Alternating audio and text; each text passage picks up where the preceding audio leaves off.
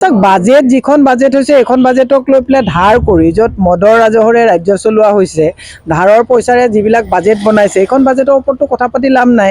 আপুনি যেনিবা লোন লৈছে, লোন লৈ পেলাই আপুনি কি গাড়ী কিনিব, কিমান দামী চোফা বনাব, সেইটোতো বাজেট কৰি লাভ নাই। কাৰণ আপোনাৰটোতো লোন মাৰিবৰ কাৰণে আজিৰ তাৰিখত অসম গভৰ্ণমেণ্টে ইণ্টাৰেষ্ট দিব লাগে 7,000 কোটিকৈ ইণ্টাৰেষ্ট দিয়ে। এতিয়াতো আৰু বেছিকৈ দিব লাগিব, কাৰণ 1,000 কোটি টকা সিদিনা ল'লে, আকৌ 500 কোটি টকা ধাৰৰ কাৰণে তেওঁলোকে ফাইল মুভ কৰিছে। গতিকে য'ত 7,000 কোটি টকা আমি ইণ্টাৰেষ্ট দিব লাগে, তাৰপিছত আৰু আপুনি বাজেটক লৈ চিন্তা কৰি লাভ নাই।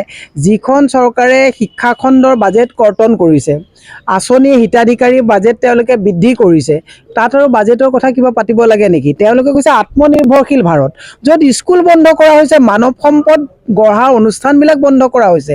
আত্মনিৰ্ভৰ কেতিয়া হ'ব? ল'ৰা ছোৱালী যদি পঢ়া শুনা নাথাকে তেতিয়াহ'লে আত্মনিৰ্ভৰ কেনেকৈ হ'ব?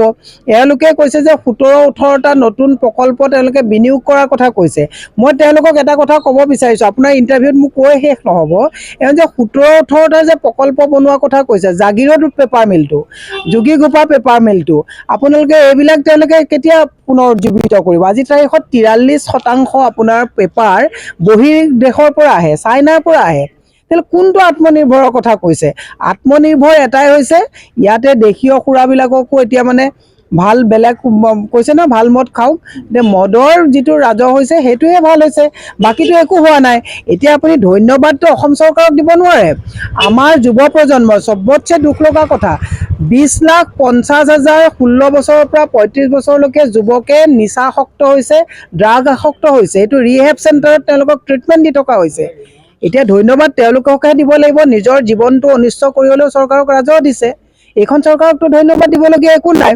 হিমন্ত বিশ্ব শৰ্মাৰ কথা হৈছে যে ধাৰ কৰি ঘি খোৱা চৰকাৰ, ল'ৰা ছোৱালী ভৱিষ্যত শেষ কৰি পেলাই হিতাধিকাৰী দিয়া সংখ্যা। বাজেটক লৈ মই ক'বলগীয়া বিশেষ কথা নাই। মই এটা কথাই কৈছোঁ, এইখন নিৰ্বাচনমুখী বাজেট, প্ৰলোভনৰ বাজেট। অহা ইলেকশ্যনৰ পিছৰ পৰা এওঁলোকে দৰমহা দিব নোৱাৰে। দৰমহা আপোনাৰ বাজেটখনৰ মই এটা ৰাইজৰ জ্ঞাতাৰ্থে কৈছোঁ, মাতৃ সমাজলৈ মই অনুৰোধ কৰিছোঁ যে আপোনালোকক আঁচনি দিছে, অৰুণোদয় অন্তৰ্ভুক্ত কৰিছে, লাখপতি বাইদেউ বনোৱাৰ কথা কৈছে। এতিয়া লাখপতি বাইদেউক পইচা দিব নোৱাৰে, কাৰণ ৰাজহেই নাই, তেওঁলোকৰ হাতত পইচাই নাই, ধাৰৰ ওপৰত ধাৰ। মই মাতৃ সমাজলৈ বিনম্ৰভাৱে অনুৰোধ কৰিছোঁ, আপোনালোকৰ ল'ৰা ছোৱালী পঢ়া বন্ধ কৰিছে, মদ আৰু ড্ৰাগছৰ প্ৰলোভন কৰিছে, আৰু আপোনালোকে 1200 টকাৰ পিছত দৌৰি দৌৰি এই চৰকাৰখনৰ কাৰণে আপোনালোকে হিন্দু হিন্দু কৈ ৰাম মন্দিৰৰ কথা কৈ পেলাই আপোনালোকক মেৰু বিভাজন যিটো কৰিছে, ই অত্যন্ত ভয়ংকৰ ভৱিষ্যত দিশত মানে আপোনাৰ আৰম্ভ হৈছে। গতিকে আজি আপোনালোকে মোৰ বাইক লৈছে, এইটোও বাৰু মালিকে বজাবলৈ দিয়ে নে নিদিয়ে, কাৰণ মালিকৰ ওপৰত প্ৰেছাৰ আহিব যে মীৰা বৰঠাকুৰে কথাটো কৈছে কেলৈ বজাইছা। আজিকালি আমি কোৱা কথাবিলাকৰ লাইক কমেণ্ট শ্বেয়াৰ একো নহয়, পেপাৰত আমি কিবা লিখিলে সেইটো বস্তু নোলায়। গতিকে এনেকুৱা এটা টানাচাহী দিনলৈ আহিছে।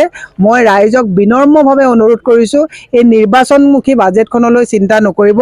শেষৰ কথাটো কৈছোঁ, আমাৰ বাজেটৰ 19% কাম মানে বাজেট, 100 টকাৰ 19 টকা বাজেট দা দৰমহা আৰু 8% তাৰ ভিতৰতে 19ৰ 8% প্ৰডাক্টিভ কামত ইউজ কৰা হয়। বাকী গোটেইখিনি নন প্ৰডাক্টিভ হিতাধিকাৰীত যায়।